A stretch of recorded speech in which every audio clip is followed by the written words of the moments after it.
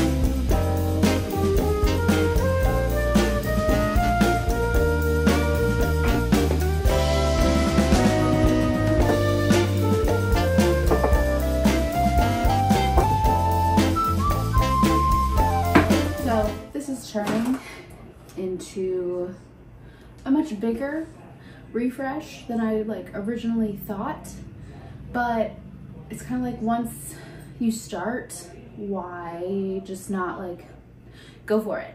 So these are all the springish seasonal things I could just find around my house, which feels really good. You know, some are more holiday related, but not a lot. I don't really like decorating for particular holidays as much as I like going season by season. Yeah, so we're just gonna do a full-on everything winter must go. I don't want anything to be red and white themed anymore. You know, Valentine's Day is past, Christmas is past, spring is gonna happen. It's March 1st at this point. Yeah. All the wintry Christmas stuff is time to go back into storage, and we're just gonna replace it with all things spring. Lots of flowers and spring animals and carrots.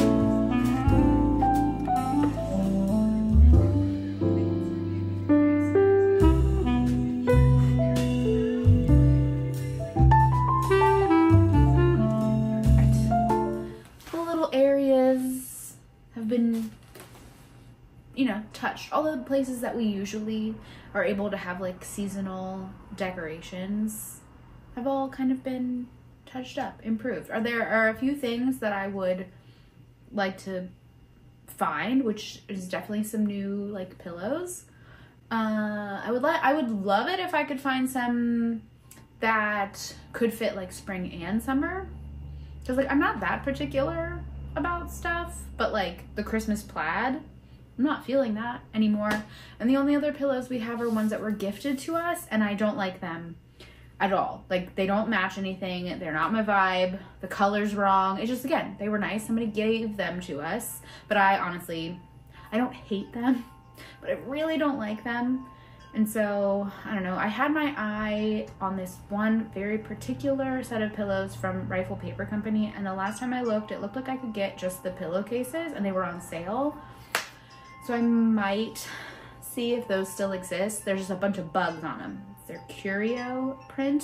I have a notebook and like a citronella candle in this pattern, and I don't know. Sometimes I think Rifle Paper Company is absolutely adorable and just romantic, and I love it, and other times I'm like, absolutely not. But this one, it's just colorful and it's whimsical and it's a little silly, but they're bugs. So, you know, spring, summer, I feel like it fits. So I'll let you know how my efforts go with that. But then I could take the pillows that I don't like and just shove them in the pillowcases. So we're reusing, you know? I feel like that sounds good. So the last thing that I am planning on tackling today is this.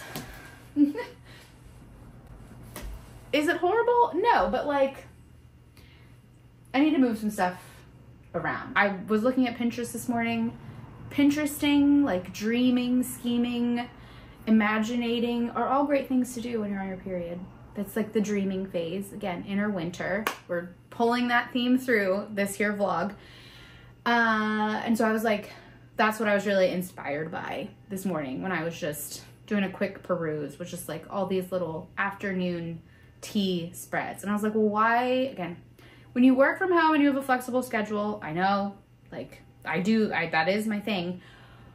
Or even if you have to pack your lunch every day, why not once in a while just make yourself some tea sandwiches and throw a little, you know, scone, or like a little treat in there. I don't know, like if you have to pack your lunch, why not make it cute? So I think I'm gonna see if I can like meal prep some fixings sometime this season, so I can just have like afternoon tea for lunch. I don't know, that just sounds super fun and would bring me joy, and isn't me going out and spending money. It's, I have to eat anyway. I don't know. You can leave a comment. I don't know if you want to do this with me. We could like hold each other accountable for, you know, romanticizing our life. It's just such a good idea to just try to make whatever you can special in like the least amount of effort kind of way. It doesn't have to be extravagant, you know? I'm gonna swap out the mushrooms for something a little bit more cottagecore that, again, I already owned, and maybe you don't have a great-great-grandmother who had a floral tea set, but floral teacups, I feel like, are a very popular thing to find at, you know, Goodwill, thrift stores. There's no shortage of old china sets out there that you don't have to spend an arm and a leg on, or it could just be something that makes you happy. We're gonna judge this up, and then I think we will talk about my March TBR and just that March bucket list that I referred to at the beginning of this video.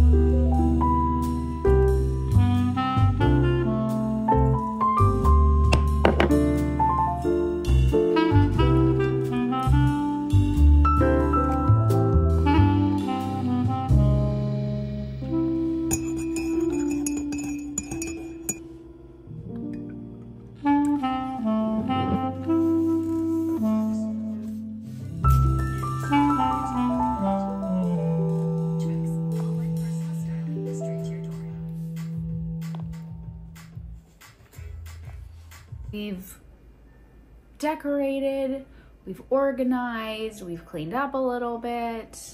I had some lunch in between. I made myself a little cup of tea, and now it's time to chat. Let me take a sip of this.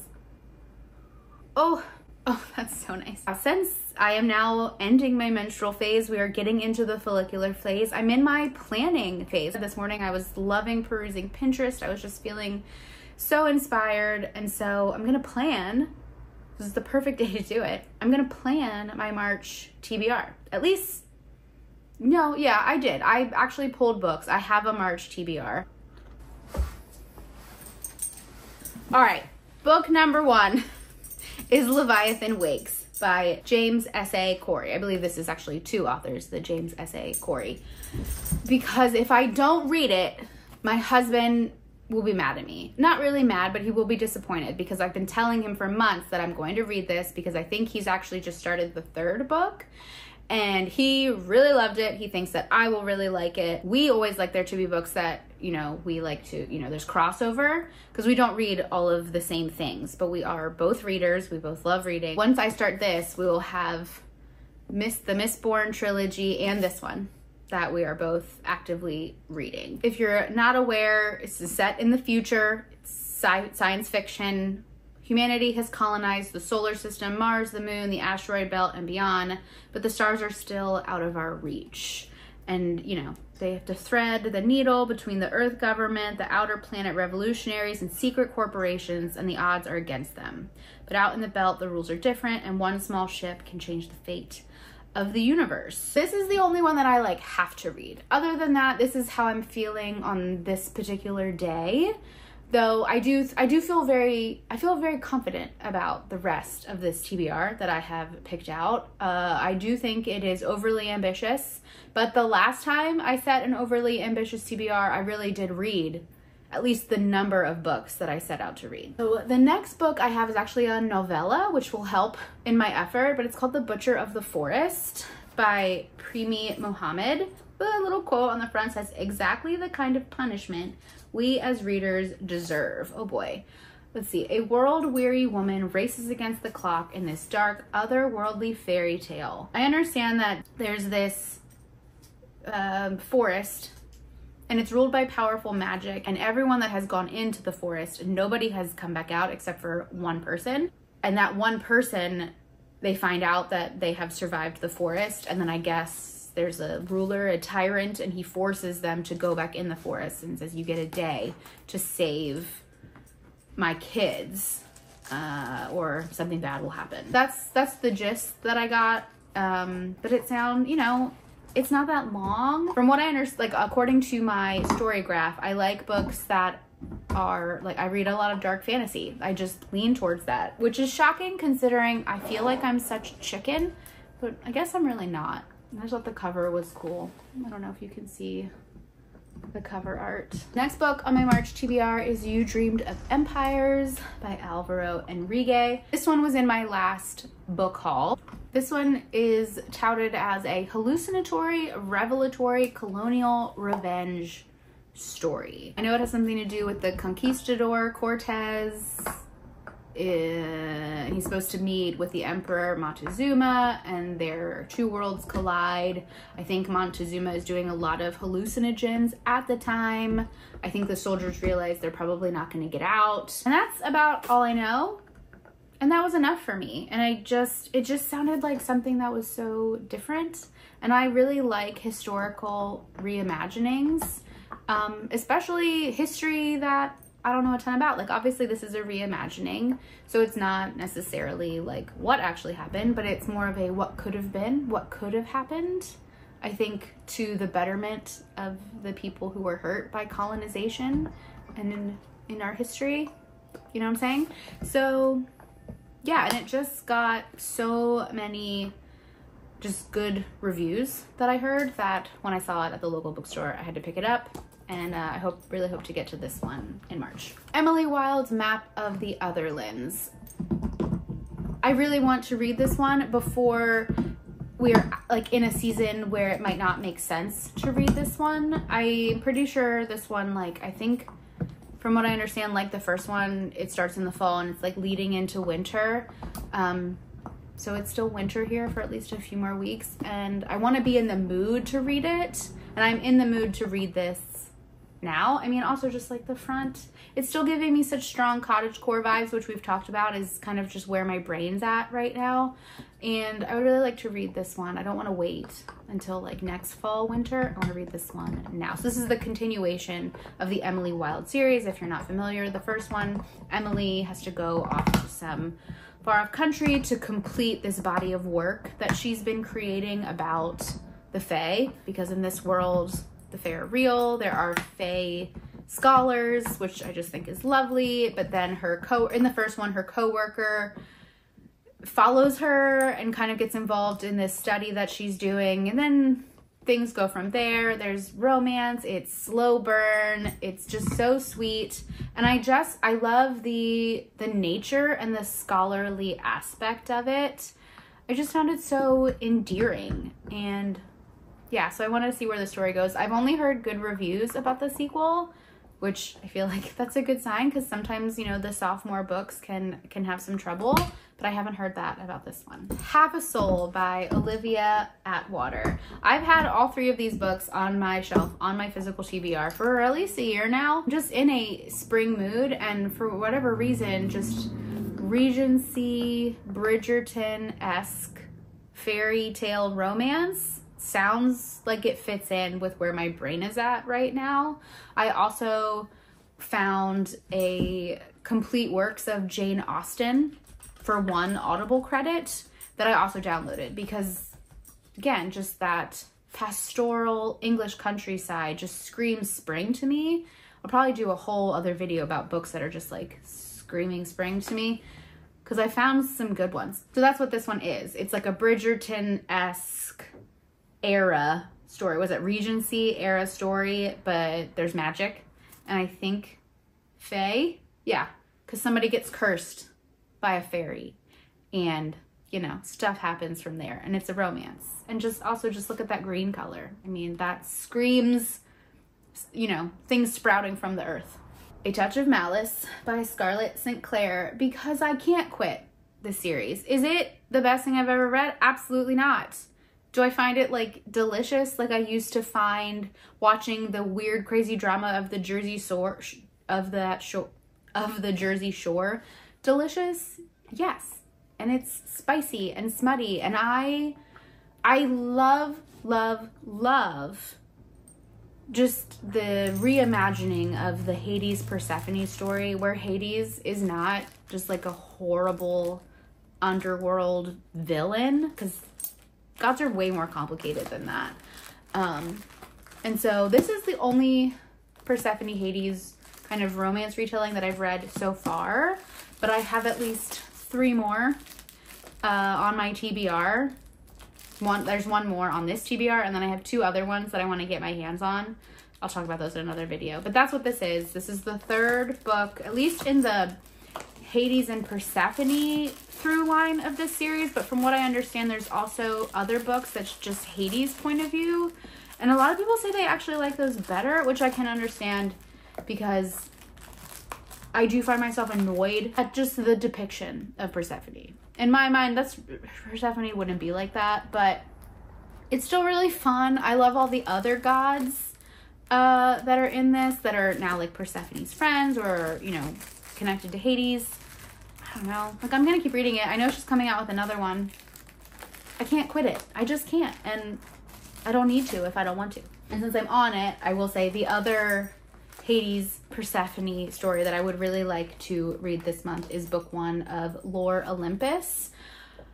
I've just heard nothing but good things about this comic series, and I love Greek retellings. I just love them, and it's so beautiful. Like, maybe you can, if I do this, can you see?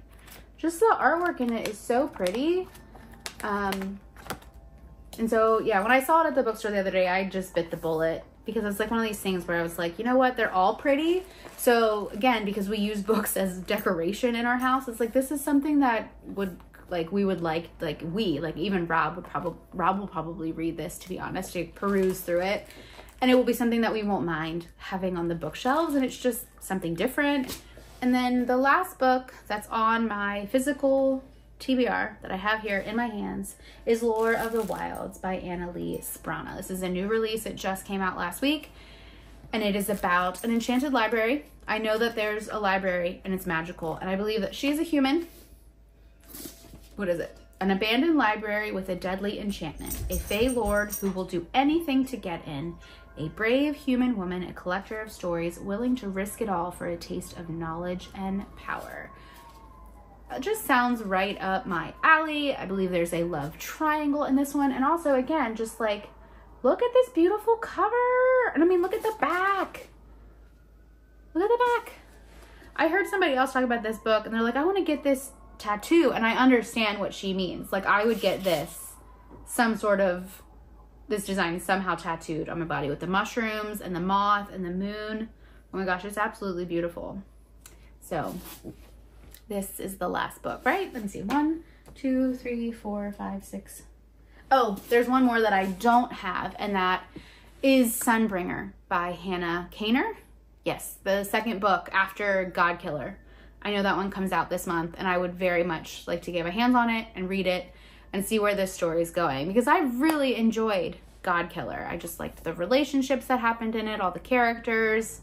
I loved the whole idea of just the gods in the story, how they didn't exist, or they were outlawed, but they still existed because it's based off of people's like belief and love for them. I just thought the whole concept was really cool. So that's 9 books, and that's not including, sorry, this is really long-winded. Thank you for bearing with me. I hope you have enjoyed this monthly reset with me, but that does not include the 3 books that I currently have from the library that I also want to read. Not to mention, I am probably about 50% of my way, maybe a little bit more, through Feybound, which I will be finishing ASAP.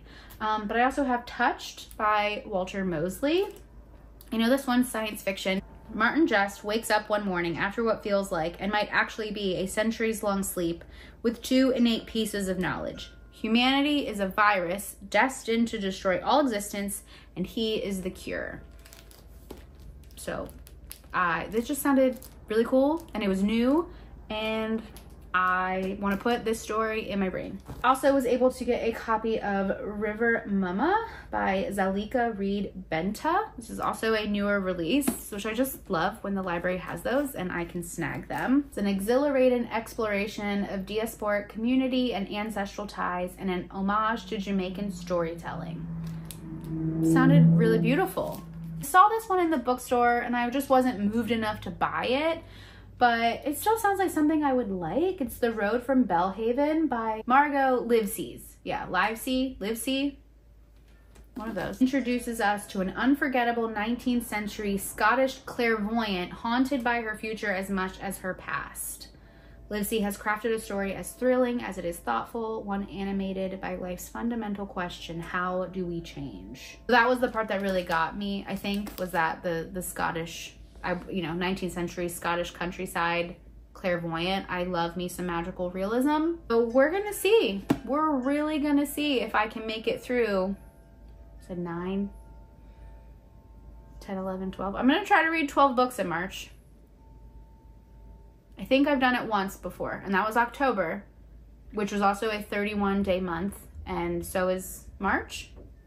Yeah, so we're gonna see. Now on day 4 of this cycle, where I'm feeling all the energy, I'm setting my intentions. That's the intention that I'm setting. And then I'm gonna try to read 12 books in the next little bit. And that's not including also the other books that I have like on, I am in the queue for at the library. Hopefully the queue is long on all of those.